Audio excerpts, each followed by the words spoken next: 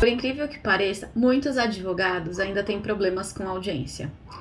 Normalmente, os advogados que praticam tribunal do júri, né, que atuam nessa área, e os trabalhistas têm mais facilidade em audiência e conseguem ter mais jogo de cintura.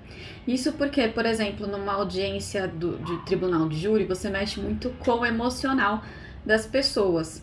E já a parte trabalhista, ela é muito dinâmica. Então você tem que imaginar, você tem uma linha de raciocínio para defender teu cliente, tem a linha de raciocínio da outra parte que você precisa fazer com que a linha dela de raciocínio seja pior do que a sua, digamos assim, e ainda imaginar o que o juiz está pensando conforme as questões e os depoimentos que vão se colocando na audiência.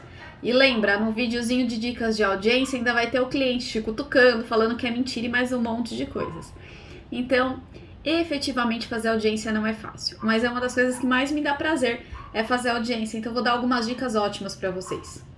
Primeira coisa, chegue bem cedo. Se a sua audiência for a primeira da pauta, aí danou-se. Não precisa chegar tão cedo assim. Mas normalmente, quando a audiência é a partir da terceira da pauta, eu chego para assistir a primeira audiência da pauta, para ver qual que é o humor do juiz, para ver como que ele vai atuar no meu processo. Se eu estou por uma audiência trabalhista, eu vejo se ele tem tendência para empresa ou tendência para empregado. Se for uma audiência de família, normalmente elas são em segredo de justiça, então você não vai poder assistir. Mas é bacana ali tentar dar uma conversadinha com o juiz antes. Caso você não consiga, não tem problema nenhum. Essa conversada, gente, não é para você colocar o juiz na tua linha de raciocínio ou falar do processo. Às vezes é só para saber se a audiência vai estar no horário ou não vai, se precisa de alguma coisa para audiência, se já pode entregar os documentos, esse tipo de coisa, dá para perceber o humor das pessoas. Na audiência trabalhista, você pode perceber que é um entra e sai muito grande de pessoas, tá? Então, o que acontece muitas vezes nesse entra e sai? Você consegue perceber o humor do juiz. Então, é bacana você chegar mais cedo, porque muitas vezes o juiz tem tendência a gritar muito ou ser muito impositivo, e isso pode assustar o seu cliente, e ele começar a gaguejar e nem lembrar o nome dele, e aí pode prejudicar a sua audiência e o processo do seu cliente. Então eu normalmente preparo os meus clientes, falo assim, olha, esse juiz ele tem um temperamento forte, então ele bate na mesa, ele vai gritar, ele vai olhar para a testemunha e falar, se você estiver mentindo, agora, você vai ser preso, você vai ser multado e tudo mais. Então esse tipo de comportamento eu já preparo, porque é um comportamento que não vai ser específico do juiz para com aquela pessoa. Porque às vezes a pessoa... Sabe aquele negócio da carapuça servil? Então, a carapuça não vai servir para o cliente. Ele vai entender, ou para a testemunha, eles vão entender que aquele é um posicionamento do juiz. Então, eu explico como que é a rotina de audiências. Muitas vezes eu levo esse cliente, essa testemunha, para dentro da audiência trabalhista, que normalmente é as que eu mais faço, para que eles entendam o ambiente. E aí eles não se sintam coagidos ou nervosos, enfim, naquela audiência. Até porque, às vezes, até pra gente, a audiência ela é cansativa, ela é desgastante e emocionalmente pode abalar. Isso pode acontecer, não tem problema nenhum. Então, a gente precisa saber um pouquinho disso. O timing do juiz, às vezes ele é um juiz que gosta que você explica bastante, às vezes é um juiz que é mais objetivo. Então isso é bacana para você passar para a pessoa na hora dela prestar o depoimento. Porque é uma situação em que normalmente a pessoa ela não vai todo dia para audiência, salvo alguns prepostos, algumas testemunhas que já se acostumaram a isso. Às vezes você pega um reclamante que ele nunca processou alguém e ele tá se sentindo super mal, mas ele só processou porque ele não recebeu as verbas trabalhistas. Então, esse tipo de situação é importante sim você dar um respaldo e ajudar o teu cliente nesse momento. Às vezes é uma pequena empresa que nunca teve processo trabalhista, a pessoa tá super nervosa, como já aconteceu comigo, eu ia assessorar um pet shop numa ação trabalhista e a pessoa fica tão nervosa que ela não conseguia nem falar. Então, esse tipo de coisa pode sim acontecer com vocês. Então, você tem que dar essa calma e essa tranquilidade pro teu cliente. Chegar mais cedo, antes até do horário que você marcou com o seu cliente. Se você marca, por exemplo, 10 horas da manhã com o seu cliente lá, porque a audiência é 10h30, você chega umas 9h30 e tenta assistir alguma audiência anterior. Isso vale para todas as esferas, lembrando que algumas audiências são segredo de justiça, então você vai ter uma certa dificuldade para assistir a audiência. Mas super ajuda. A outra coisa que eu falo para as pessoas é o seguinte, não minta. Porque a mentira, ela demanda vários cuidados e várias ramificações. Então fica muito difícil para uma pessoa num ambiente em que ela não está acostumada a mentir. Então, se ela estava mentindo antes para você numa conversa informal, ela vai chegar lá na frente e ficar olhando para o juiz naquela mesa e toda aquela situação, ela vai ficar com medo. E ela vai acabar não mentindo ou entrando em contradição. Eu falo para falar pouco, mas falar o necessário. Porque normalmente quando a gente fala muito, as pessoas acabam entrando em contradição, não intencionalmente, mas sem intenção mesmo. Porque acaba viajando na ideia, divagando, e aí acaba misturando tudo, fica aquele bololô só. Então, seja mais objetiva, é isso que eu falo pro cliente. E eu sempre pergunto pro cliente algumas perguntas que eu entendo que podem ser perguntadas, ou para as testemunhas também, mas é importante não mentir e tomar cuidado com o que fala. Quando a gente fala assim, você fuma? Às vezes, o que a pessoa entende? Que é sempre. Você bebe?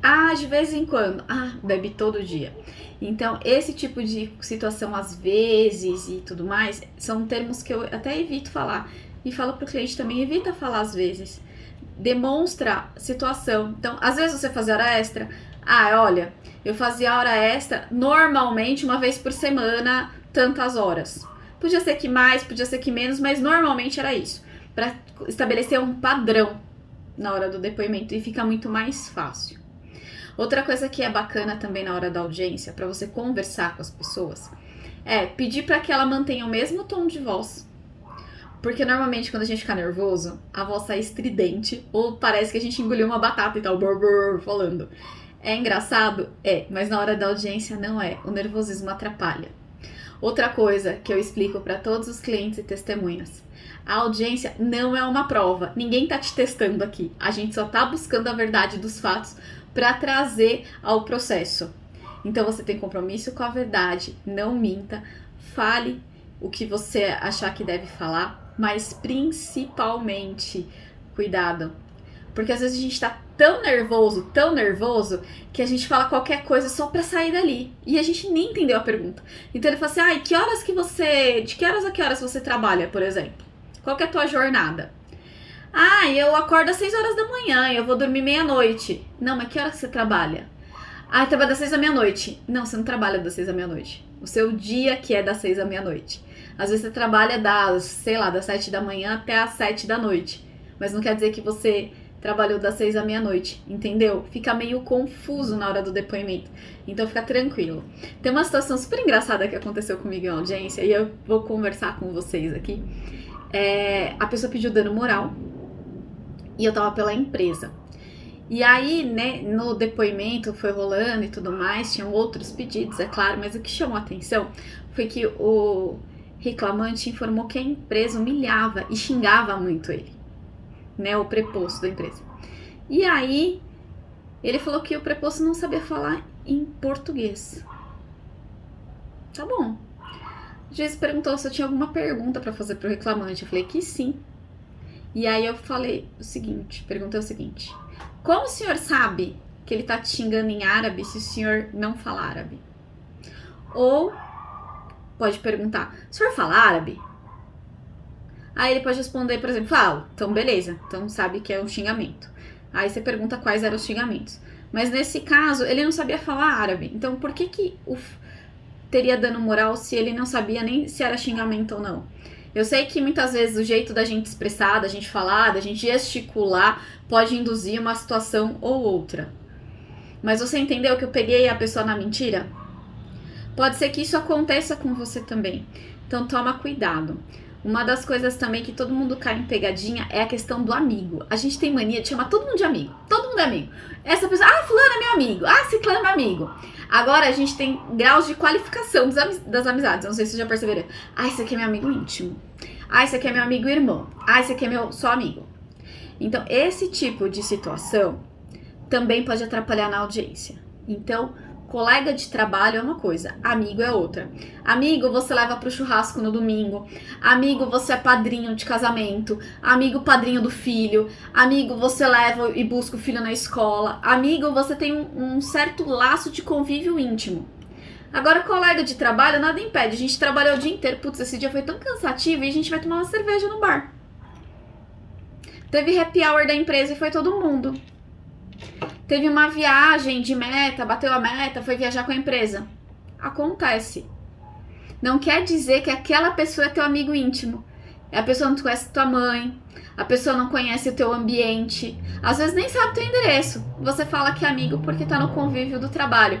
E a gente convive muito mais com as pessoas do trabalho do que efetivamente com os nossos familiares e os nossos amigos mais chegados. Então tomem muito cuidado com isso. Conversem com a pessoa, porque amizade íntima e parentes, eles podem ser ouvidos no máximo como informante, não tendo compromisso com a verdade, porque eles têm interesse em ajudar você, né? Que amigo que quer ferrar o outro amigo? Ninguém, né? Então precisa sim tomar esses cuidados na hora da audiência. Espero que tenham gostado, espero que curtam as próximas dicas.